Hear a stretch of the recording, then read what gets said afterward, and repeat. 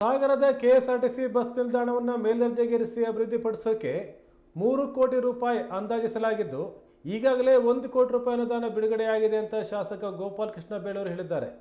Bus ನಿಲ್ದಾಣದ ಮಧ್ಯಭಾಗದಲ್ಲಿ ಸುಂದರ ದೀಪಗಳ ಅಲಂಕಾರ, ನೌಕರರಿಗೆ ರಾತ್ರಿ ಹೊತ್ತು ಉಳಿಯಲು ವಿಶ್ರಾಂತಿ ಕೊಠಡಿ, ಉತ್ತಮ ಗುಣಮಟ್ಟದ ಹೋಟೆಲ್, ಬಸ್ ಸ್ಟ್ಯಾಂಡ್ ಸುತ್ತ ಕಾಂಪೌಂಡ್ ನಿರ್ಮಾಣ ಮಾಡಲಾಗುವುದು ಅಂತ ಹೇಳಿದರು. ಇನ್ನು ಅಧಿಕಾರಿಗಳಿಗೆ ಕಾಮಗಾರಿ ಕುರಿತು ನಿರ್ದೇಶನ ನೀಡಿದ ಬೇಳೂರು ಶೀಘ್ರದಲ್ಲೇ ಬಸ್ ನಿಲ್ದಾಣ ಉನ್ನತೀಕರಿಸುವುದಾಗಿ ಭರವಸೆ ಕೊಟ್ಟರು.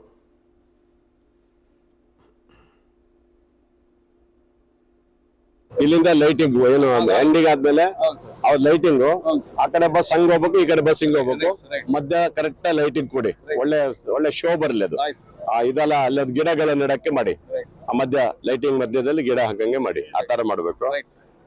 ನಮ್ಮ ಈ ಒಂದು ಬಸ್ ಸ್ಟ್ಯಾಂಡಿಗೆ ಡೆಲ್ಟ್ ಅಲ್ಲ, ಡೆಲ್ಟ್ ಇಂದ 1 ಕೋಟಿ, 2 ಕೋಟಿ ನಿಮ್ದು. ಡೆಲ್ಟ್ ಇಂದ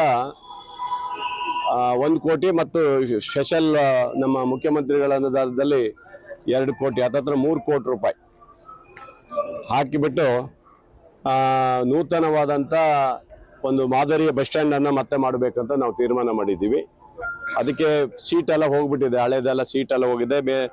ಮೇಲ್ಚಾವಣಿಯ ನೂತನ ಸೀಟುಗಳನ್ನು ಅಳವಡಿಸೋದು, ಆಮೇಲೆ ಈ ಕಟ್ಟಡಕ್ಕೆ ಗ್ರಾನೈಟ್ ಮತ್ತು ವೆಟ್ರಿಫೈಡ್ ನೆಲಹಾಸುಗಳು ಅಳವಡಿಸೋದು, ಮತ್ತೆ ಇಲ್ಲಿ 8 ಬಸ್ ಮಾತ್ರ ನಿಲ್ಸಕ್ಕೆ ಅವಕಾಶ ಇದೆ. ಈಗ 11 ಬಸ್ ಹತ್ತತ್ರ ನಿಲ್ಸಕ್ಕೆ ಮತ್ತೆ ಎಕ್ಸ್ಟ್ರಾ ಮಾಡ್ತಾ ಇರೋದು.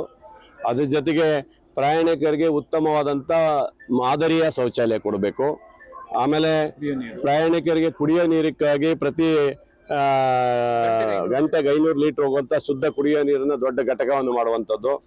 ಅದ್ರ ಜೊತೆಗೆ ಬಸ್ಗಳ ಕಾರ್ಯಾಚರಣೆಗೆ ಅನುಕೂಲವಾಗುವಂತೆ ಪಾರ್ಕಿಂಗ್ ವ್ಯವಸ್ಥೆ 24 ಮತ್ತೆ ಅಡಿಯನ್ನ ಮತ್ತೆ ಪಾರ್ಕಿಂಗ್ಗೆ ಟರ್ನ್ ಮಾಡಕ್ಕೆ ಮತ್ತೆ ಅವ್ರಿಗೆ ಇಡ್ಲಿಕ್ಕೆ ಮತ್ತೆ ಎಕ್ಸ್ಟ್ರಾ ಮುಂದಕ್ಕೆ ತಗೊಳ್ತಾ ಇದೀವಿ, ಕಾಂಕ್ರೀಟ್ ಮಾಡ್ತಾ ಇದ್ದೀವಿ. ಆಮೇಲೆ ನಮ್ಮ ಕ್ಯಾಂಟೀನು ಸಹ ಒಳ್ಳೆಯ ಇವತ್ತಿನ ಮಾದರಿಯ ಕ್ಯಾಂಟೀನ್ ಆಗ್ಬೇಕು ಅನ್ನೋದು ಅದಿದೆ, ಅದನ್ನು ಮಾಡ್ತಾ ಇದ್ದೀವಿ.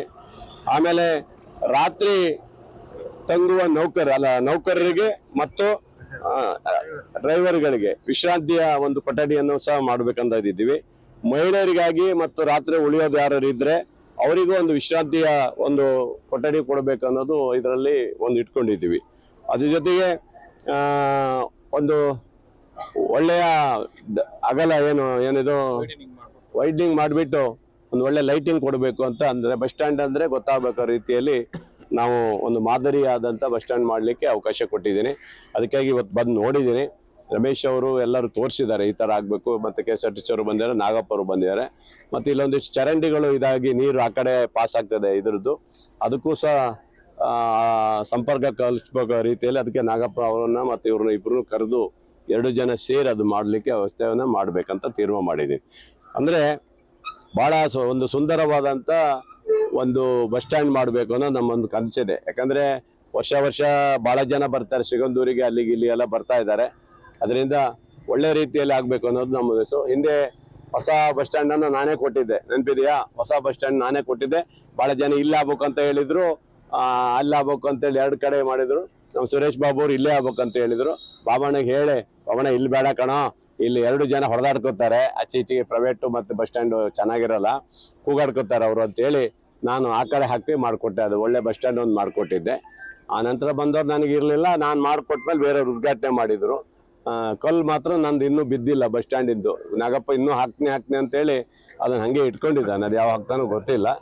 ಕಲ್ಲು ಇದೆ ಸರ್, ಹಾಕಿಲ್ಲ ಅಂತಾನೆ. ಅಂದರೆ ನೋಡಿ, ನಾನೇ ಉದ್ಘಾಟನೆ ಮಾಡಿ ನಾನೇ ಮಾಡಿದ್ದಕ್ಕೆ ಉದ್ಘಾಟನೆ ಕಲ್ಲಿಲ್ಲ, ಯಾರೋ ಬಂದು ಅದು ಇದು ಮಾಡೋದಕ್ಕೆ ಕಲ್ಲು ಹಾಕಿದ್ದಾರೆ ಅಲ್ಲಿ. ಅಂದರೆ ಇರಲಿ, ಅದು ಯಾವುದೋ ಇರಲಿ, ಅದಕ್ಕೆಲ್ಲ ತಲೆಬಿಸಿ ಮಾಡ್ಕೊಳ್ಳಲ್ಲ. ಹಂಗಾಗಿ ಒಂದು ಮಾದರಿಯಾದಂಥ ಬಸ್ ಸ್ಟ್ಯಾಂಡ್ ಮಾಡಬೇಕು ಅನ್ನೋದು ನನ್ನ ಆಲೋಚನೆಯಲ್ಲಿ ಬಂದಿದೆ. ಅಂದರೆ ಸಾಗರ ತಾಲೂಕಿನಲ್ಲಿ